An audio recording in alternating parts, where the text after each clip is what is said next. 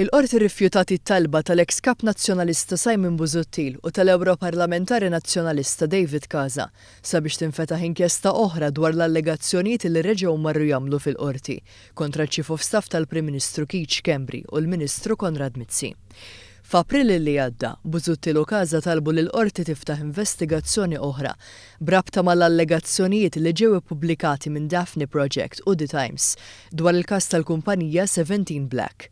Fid-deċiżjoni tagħha, il-qorti preseduta mill-Maġistrat Francesco De Pasquale qalet li l-aħħar investigazzjoni mitluba minn Busuttil u Casa diġà ġiet ordnata inkjesta dwarha f'Lulju tas-sena li għaddiet permezz ta' digritt tal-Maġistrat inkwerenti Ian Farrugia.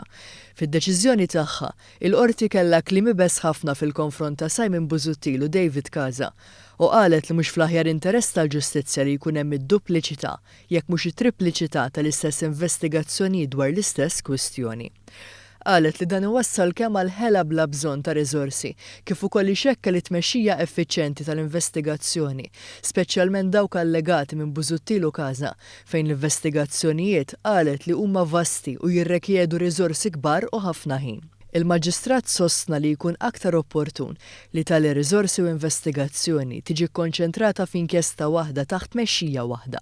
B'reazzjoni il-Partit Laburista fisser din id-deċiżjoni bħala kundanna qawwija kontra Simon Busuttil u David Casa. Qal li d-digritt tal-Maġistrat inkwerenti jikkonferma li Casa u Busuttil jinteressom li jtelfu l-ħin tal-qrati tagħna biex ma ssirx il-ġustizzja fil-ħin kif inhu dritt ta' min qed jintefgħu l-akkużi fil-konfront tiegħu. Qal li huwa ċar ukoll li Casa u Busuttil qegħdin imorru l-qorti bl-istess akkużi riċiklati li ilhom jagħmlu u sostna li l-ħarsien tas-saltna tad-dritt jitlob li jkun hemm rispett lejn l-istituzzjonijiet sabiex il-qrati tagħna jkunu jistgħu jaslu għal ġustizzja b'effiċjenza u b'sens ta' ġustizzja.